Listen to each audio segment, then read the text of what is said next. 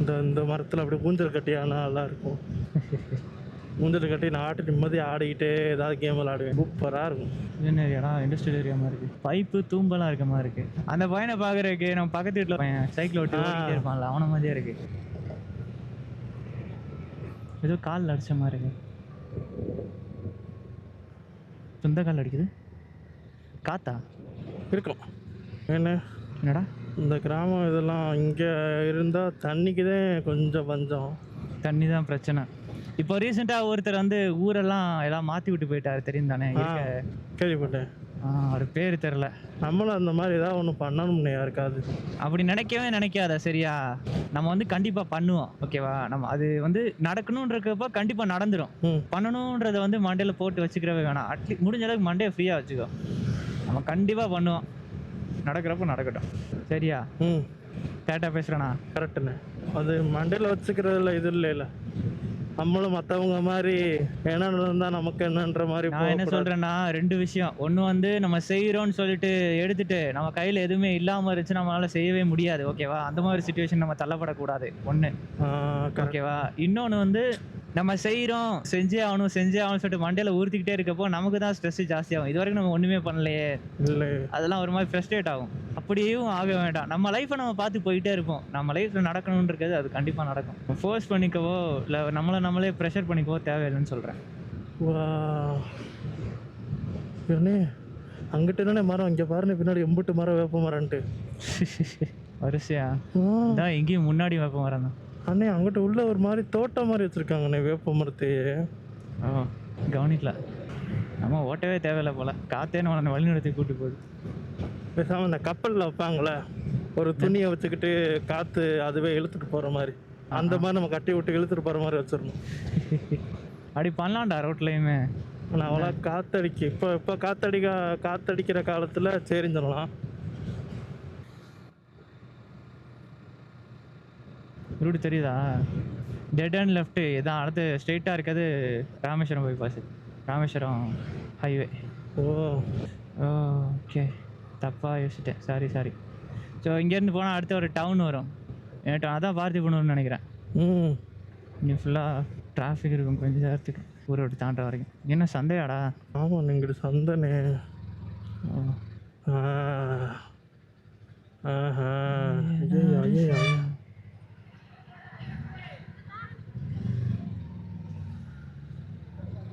தண்ணிப்பழம். என்ன பழம்? தண்ணிப்பழம்.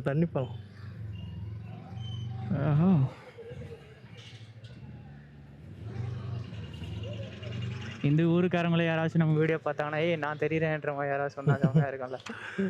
நான் இருக்கேன், இந்த வீடியோவில் நான் இருக்கேன். தமிழ்நாடு அரசு 108 தானே? 108. ஆமாம், 108 தானே கால் பண்ண சொல்லுவாங்க. 102 போட்டிருக்கு ஆம்புலன்ஸில். தெரியலண்ணே, அது ஆம்புலன்ஸ் தானா? சிறப்பு விழா சலுகையாக நல்ல வேலை விழுந்திருப்பேன் பின்னாடி. சும்மாரா காப்பி ரேட்டு போட போகிறாங்க. அண்ணாப்பா அந்த பாட்டுக்கெல்லாம் காப்பிரைட்லாம் இருக்கா? இல்லையா? இல்லை. ஆஹா, எம்பிட்டு கூட்டம். பஸ் ஸ்டாப் படாது அது, எம்பிட்டு கூட்டமோ. போலானே கால் பண்ணுறாரு. என்ன இந்த கடி? ஹலோ, சொல்லுங்க ப்ரோ. மதுரை போயிட்டுருக்கேன். இந்தா பின்னாடி வந்திருக்காரு. என்ன விஷயம்? எங்கே இருக்கீங்க? இப்போது கடையில் இருக்கீங்களா? அங்கே இருக்கோம் இப்போ. ஆமாம், அவனுக்கு பேச முடியாதோ? அந்த பையன் அவர் ஃபோனை செத்து போச்சுன்னு பேசிட்டு இருந்தார், தெரியுமா உங்களுக்கு? பின்னாடி தான் உட்காந்துருக்காரு. என் பின்னாடி தான் உட்காந்துருக்கேன். 2 பேர் பைக்கில் தான் போயிட்டுருக்கான். ஓகே, அதான். சரிங்க ப்ரோ, ஓகே ப்ரோ. கால் பண்ணாரா?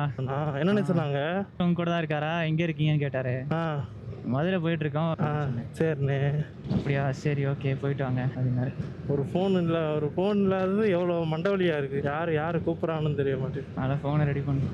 நான் இப்போ ஒரு சிம்மு வாங்குறேன், ஏர்டெல் சிம்மே வாங்குறேன். அந்த ஏர்டெல் சிம்மு எனக்கு பிடிக்கல, நான் ஜியோவுக்கு மாற்றுறேன். அந்த ஃபோன்லேயும் ஜியோவிலே ஓடிக்கிட்டு இருக்கு. அந்த ஃபோன் இப்போ எனக்கு உடஞ்சிருச்சு, முடிஞ்சிச்சு. என்ன முடிஞ்சு? செத்து போன சோலி முடிஞ்சுன்றியா? சோலி முடிஞ்சு. இப்போ அந்த ஃபோன் உள்ள சிம் எடுத்து எங்கள் அம்மா ஃபோனில் போட்டால் ரீசார்ஜ் பண்ணணும்னு வருது. மேபி ரீசார்ஜ் டைம் ஆயிருக்குமா? இல்லைண்ணே, இப்போ ரீசார்ஜ் 2 மாதம் இருக்குது. நான் இப்போ போட்டே 1 மாதம்தான் ஆச்சு. மேபி ஒரு வாட்டி ஸ்டார்ட் பண்ணி பாரு. போய் கேட்டேன்.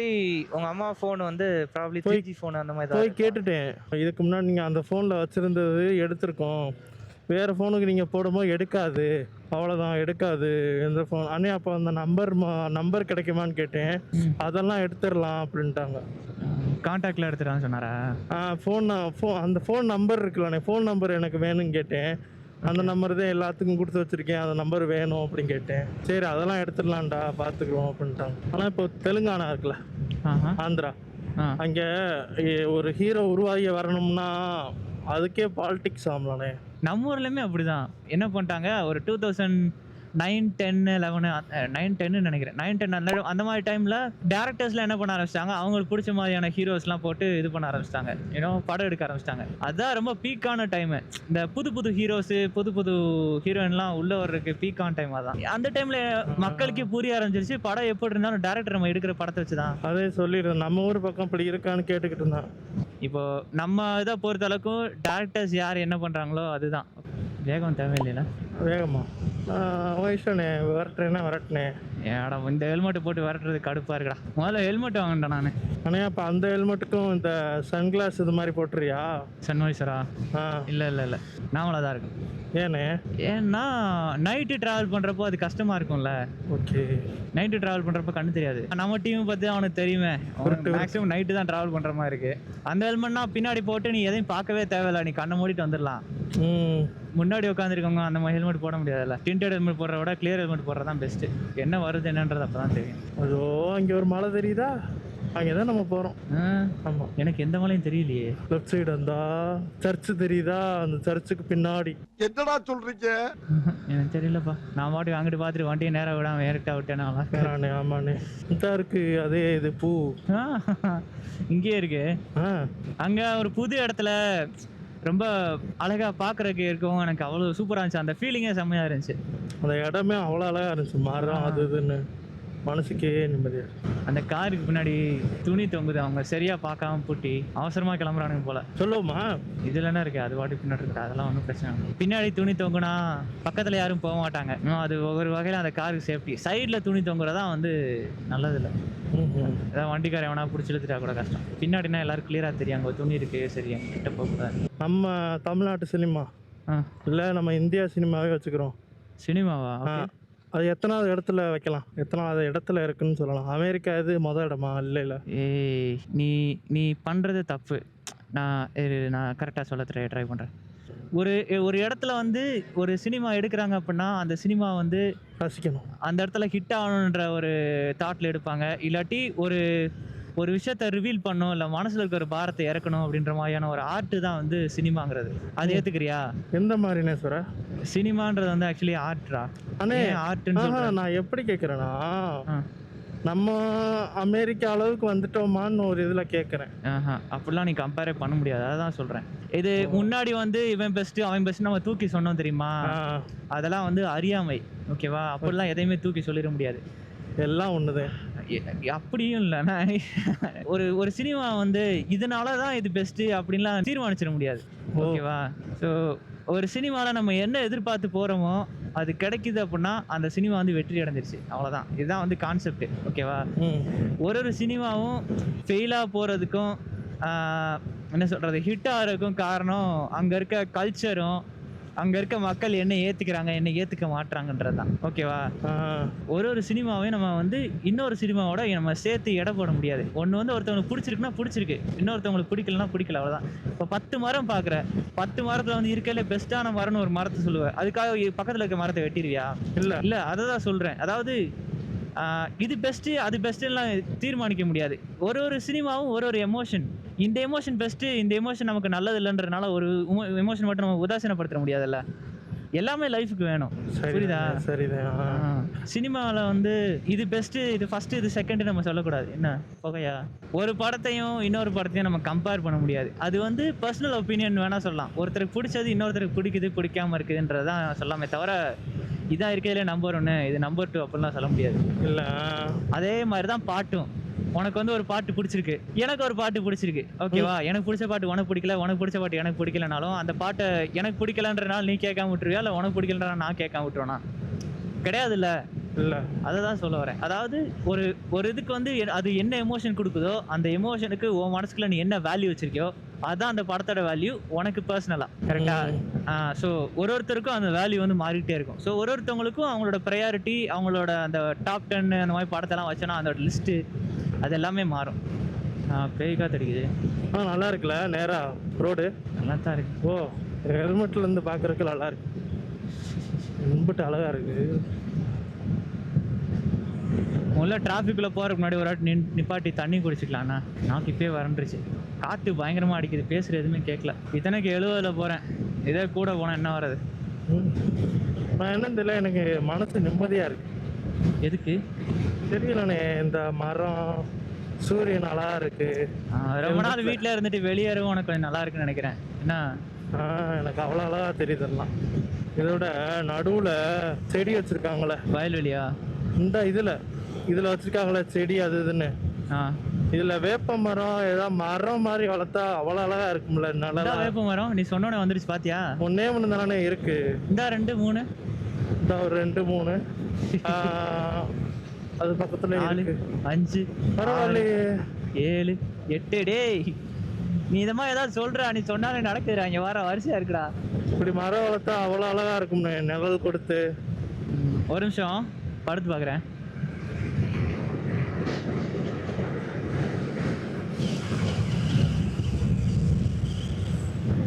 காற்று பயங்கரமாக அடிக்குது, படுத்தாலும் சரியா வரல. நானும் படுக்கவா? படுக்கிறியா? போகலாம். போகலாமா? இங்கே போக நான் 70 தாண்டலப்பா. இங்கே போகிறது நானே தவந்துக்கிட்டு இருக்கேன். ஓகேவா? செவல தாவுடா தாவு. ஓகேவா? இப்போ முதுவலிக்குதா உனக்கு?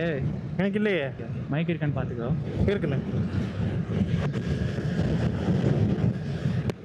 எனக்கு இருக்கு. போமா, போயிட்டு தானே இருக்கான். அப்படியே போவோம். ஏய், இங்கே பாரு, அந்த பக்கம்லாம் ஸ்டில்லாக இருக்கு, மரமே ஆடலை. ஆனால் நமக்கு மேலே இவ்வளோ காற்று அடிக்குது. ஏன்?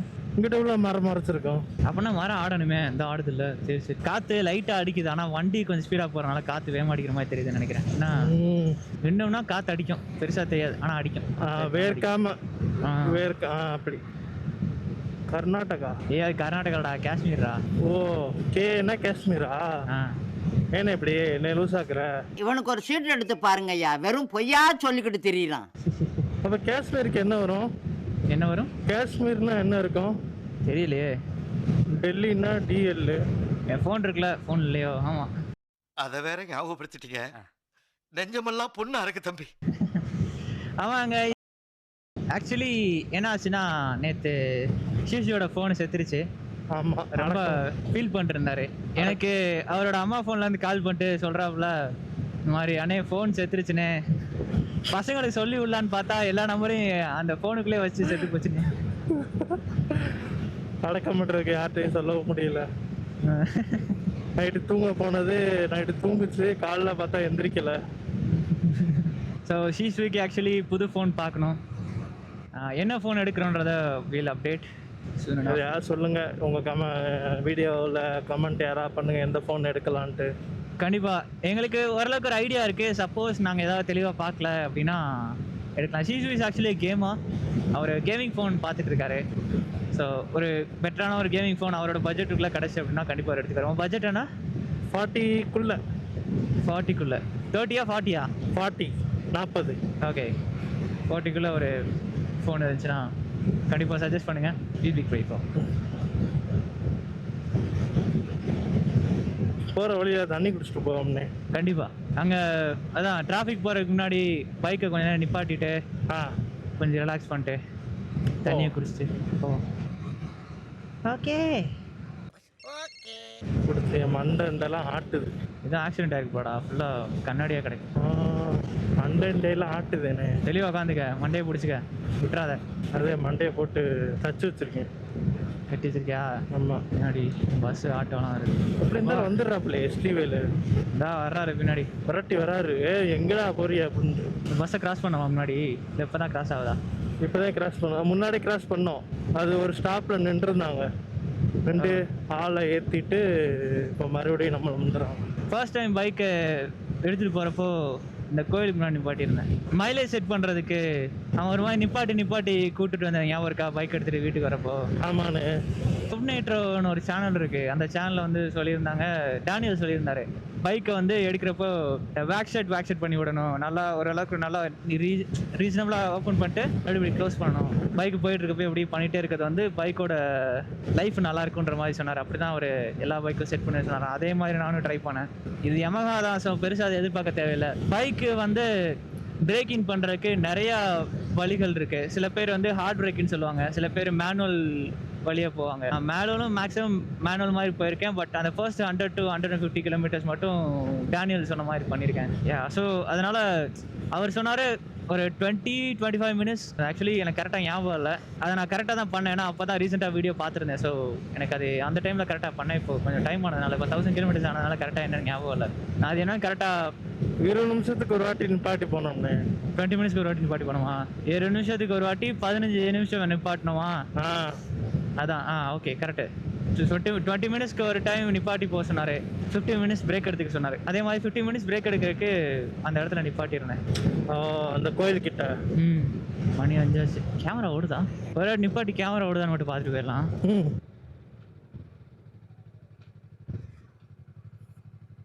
சரிடா, சே ஒரு நிமிஷம் லைட்டாக வாங்கிட்டேன். இவ்வளோ நேரம் இதானது போச்சுன்ட்டு. என்னாச்சு? இவ்வளோ நேரம் பேசின எல்லாம் போயிருக்கோம் அப்படின்ட்டு. இந்த காரு நம்பர் பார்த்தியா? என்னது? Fancy number 2223. கூட்டினா எவ்வளோ வருது? 22459. சூப்பர்ரா. கூட்டினா 9 வருது. நல்ல நம்பரு. 7 தான் வரக்கூடாதும்பா. அவ்வளோ ஒரு வாட்டி ஷோரூம் கால் பண்ணி கேட்கவா, அந்த மாதிரி பைக் கொண்டு வரேன், இப்போ கொண்டு வந்தால் மாற்றிட முடியுமா இன்ஜின்னு ஆயில்னு? கேட்டுக்கிறோம்ண்ணே. அப்புறம் போயிட்டு இல்லைன்ட்டாங்களா? ஏன்னு சொல்ல மாட்டாங்க, இருந்தாலும் கேட்டுக்கலாம். ஃபோனை பிடி. Yamahaன்னு ஒரு நம்பர் இருக்கும் பாரு, அதை கால் பண்ணு. Yamaha இருக்குண்ணே. Yamahaன்னு இருக்கா நம்பர் கால் பண்ணு. நம்ம இது SIM 2 கால் பண்ணு.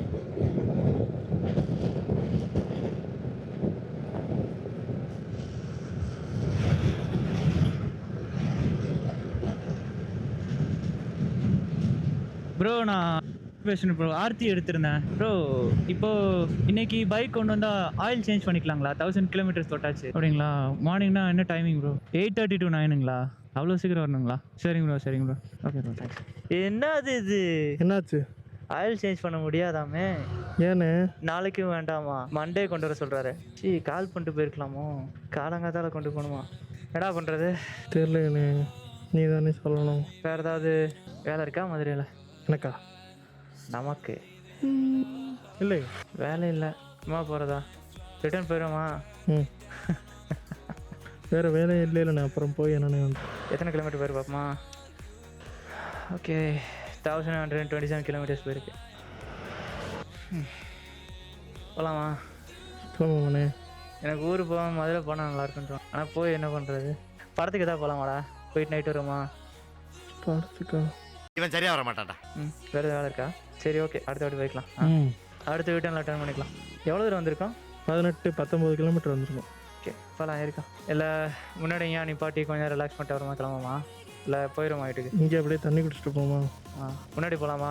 இல்லை கொஞ்சம் வெயில் இல்லை இடத்துக்கு கொஞ்சம் முன்னாடி போயிடலாம். வெயில் அடிக்குதா? ஏறி கொஞ்சம் முன்னாடி நிழல் வந்துச்சு, நான் இங்கே நிப்பாட்டிறேன். பட்டாம்பூச்சி சுத்துருச்சா? தெரியல. இங்கே நிப்பாட்டுறேன். ஓகே இல்லை? ஓகே காய்ஸ், இன்னைக்கு ஆக்சுவலி மதுரை போகலாம். இன்ஜினியர் போகலான்னு, இன்ஜினியரிங் சேஞ்ச் பண்ணலான்னு சொல்லிட்டு ஒரு ஐடியாவில் மதுரை போகலான்னு ரெடி பண்ணோம். பார்த்தா அவங்க வர வேண்டாம் அப்படின்ட்டா. நாங்கள் என்ன பண்ணியிருக்கணும், கிளம்புறதுக்கு முன்னாடி கால் பண்ணியிருக்கணுமா இல்லையா? அந்த வேலை பார்க்கல. ஸோ இன்னைக்கு பண்ண முடியாதுன்றதுனால இன்னைக்கு ரிட்டர்ன் போகிறோம். அவ்வளோதான், இன்னைக்கு வீடியோ இதோட முடிச்சுக்கிறோம் கைஸ். அடுத்து மறுபடியும் சந்திப்போம். This is Mary, this is ஈஸ்வி. Until next time, see ya.